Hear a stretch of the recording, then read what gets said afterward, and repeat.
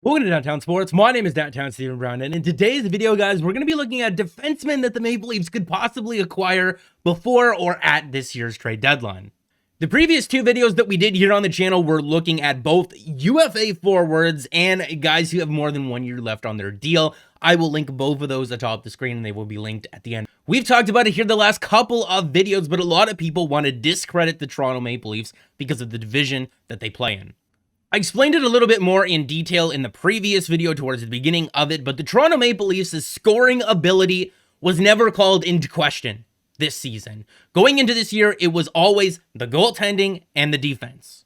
Now, this doesn't look as impressive as it did about a week ago or so, but the Edmonton Oilers, prior to playing the Toronto Maple Leafs, were one of the top 5 teams in the league in terms of goals for per game, and the Winnipeg Jets are right up there behind the Toronto Maple Leafs. And the Toronto Maple Leafs, against those two very good offensive teams, are 5-1-1 and are allowing less than 2 goals a game against them. And they just held Connor McDavid and Leon Draisaitl to just 1 point between the both of them over a 3-game series.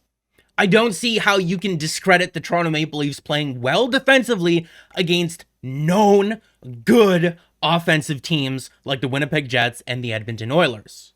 But looking above the Toronto Maple Leafs at the number 1 spot there is the Tampa Bay Lightning. And they're scoring 3.52 goals for per game without Nikita Kucherov. And they will continue to be without Nikita Kucherov, the guy who won the Art Ross Trophy a couple of seasons ago, until the playoffs. And if the Toronto Maple Leafs play the Tampa Bay Lightning, who are better offensively than the Edmonton Oilers and the Winnipeg Jets, who the Maple Leafs have played very well defensively against, I would like to be a little bit more prepared in terms of their team defense. You can't discredit their success in the Canadian division and then say you don't want to add or pay the price of good rental players at this year's trade deadline, because if you're worried about them performing outside of the Canadian division, you should want them to bolster their roster. You should want them to bolster their roster whether you're discrediting them or not. They got a serious shot this year. I'm going to say this in every single video until they actually are, but they have an opportunity to be 8 wins away from the Stanley Cup or 4 wins away from the Cup Finals. All they have to do is be the best team in Canada. You cannot waste that opportunity. First round picks, second round picks, mid-tier prospects, they gotta go. You gotta bring in all the help that you could possibly get this season. And when Jake Muzzin went down to injury against the Columbus Blue Jackets, the Maple Leafs were done. Yes, don't get me wrong, they still did have a heroic comeback in them, but when Jake Muzzin went down to injury, the Toronto Maple Leafs were done. Over on EvolvingHockey.com here, the Toronto Maple Leafs did add TJ Brodie. Justin Holl looks more like himself. Okay, those are 2 more players playing well than what they had against the Columbus Blue Jackets. But what if one of them goes down to injury? What if 2 of them goes down to injury? Can you afford to waste the opportunity that they have in front of them by just not having enough depth, by not giving up a second round pick and possibly a mid-level prospect for a guy who can come in here and be ample depth? And I love Zach Bogosian. I love Zach Bogosian. He's really endeared himself to this fan base by just being a big ox who kind of looks like an older version of Austin Matthews. Once you see it, you can't unsee it. But here he is teaching Travis Dermott how to fight. It's just like, I like this guy. At the beginning of the year, when looking at the advanced analytics, I didn't want to say that I wasn't going to like this player because that's just stupid. I was just a little bit worried when looking at where this player would fit into the lineup, because we just watched Cody Ceci play first-line minutes on the Toronto Maple Leafs for an entire season. I like Zach Bogosian, but there's no way that I could be okay with him playing top pair minutes. But he's not playing top pair minutes. Okay, so we can relax on that. He's playing on the third pair with Travis Dermott. And in that role, he's been quite effective. He's been good on the penalty kill, which is what we expected him to do. He hasn't been very good offensively, which is what we expected of him. And you know what? He hasn't been that bad defensively at 5-on-5 either. The Maple Leafs have been able to find opportunities to shelter this player, and he hasn't been that bad. He's been exactly what we thought he was going to be, maybe even a little bit better. And there was a lot of you in the comment section in the previous video that got the defenseman that I wanted to talk about primarily here in this video correct, and that's David Savard. Because I get the want and the need for a big, bruising defenseman, and that's what Zach Bogosian is. He will clear the front of the net. He will teach his teammates how to fight. He will stick up for the goalie in a scrum. He will do those things, and David Savard, I would say, is the same type of player, but just better. He's good defensively at 5-on-5, playing against tough competition. He is good on the penalty kill, playing up against tough competition. He is not very good offensively at all, but that's not why you would want this player, and that's not why the Maple Leafs have Zach Bogosian right now, and the Maple Leafs are going to score goals. I will trade a little bit of offense for some team defense if it means that they might eventually have to go up against a team like the Tampa Bay Lightning. And David Savard on the Columbus Blue Jackets currently faces more elite competition than 57% of NHLers, and he's doing a fantastic job at defensively. Offensively and overall is a different question, but again, not why you would want to acquire this player. Now, there are two blank spots in this lineup with Zach Bogosian on the bench, one for a defenseman and one for a forward. Whether they want to call up Nick Robertson, trade for a guy like Mikael Granlund, we've discussed those options already in the previous videos that I had linked above the screen and that will be linked at the end of this video. We've talked about the pros and cons. We've talked about all of our different options. And remember, coming from the Columbus Blue Jackets, where he's already playing against the other team's top two lines, if he were to slot in on the Maple Leafs' third pair, that would be ridiculous depth, with a guy like Zach Bogosian just ready to slot into the lineup whenever they needed.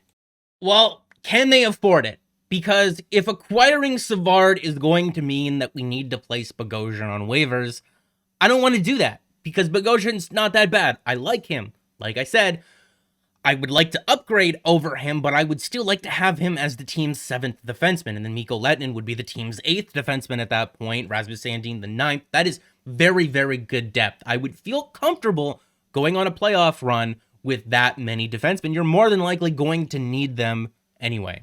Now, the question is, can the Maple Leafs afford both a player like Mikael Granlund and David Savard, one making $4.25 million and the other making $3.75 million? Well, let's work out the math. Both of those combined together would be $8 million. But you got to remember that by the time the trade deadline rolls around, their cap hits are going to be prorated to about half. It might even be a little bit more. I'm not 100% sure of the numbers. It goes by what number day they are on of the season. So if the season is 200 days long and the trade deadline falls on day 100, that would be 50%, and their cap hits would be prorated by 50%. I'm pretty sure that's how that works. So that $8 million gets cut down to $4 million, and then if the Nashville Predators and the Columbus Blue Jackets would like to be nice and retain half of their salaries, that would be cut down to $2 million, and they'd have about $2.1 million to make this work. I might be off a little bit in that calculation, but it is within the realm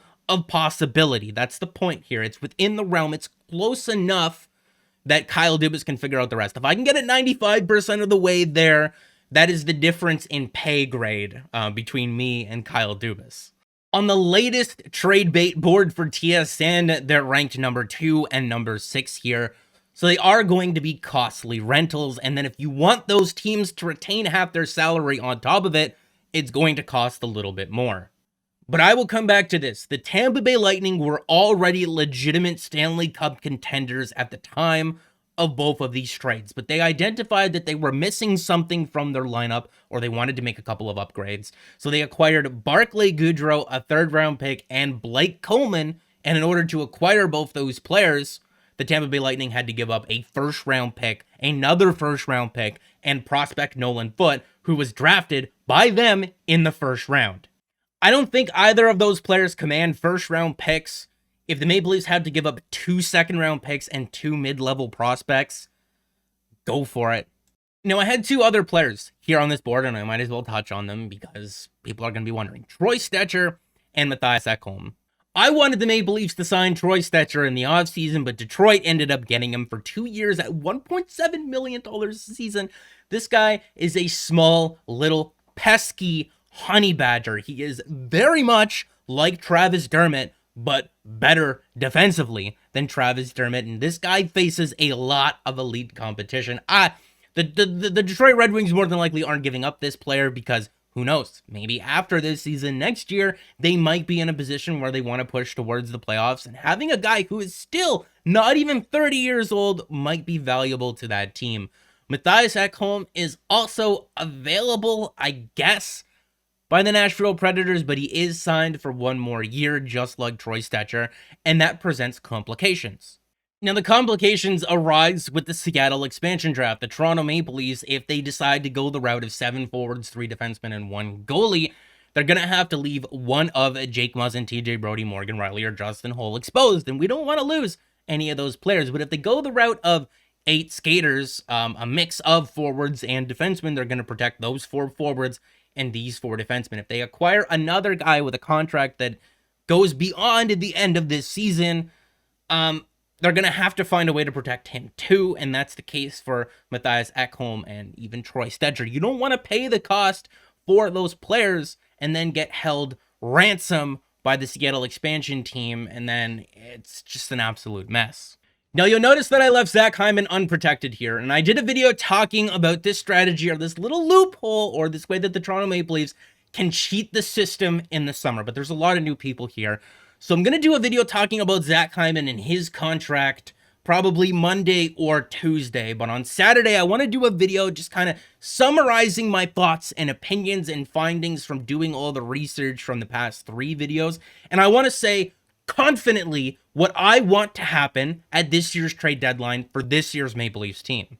That's going to be it for this video, guys. Make sure to like the video if you did like it and subscribe for more, because more is always on the way. And guys, remember, the Toronto Maple Leafs have a real opportunity to do something special this year.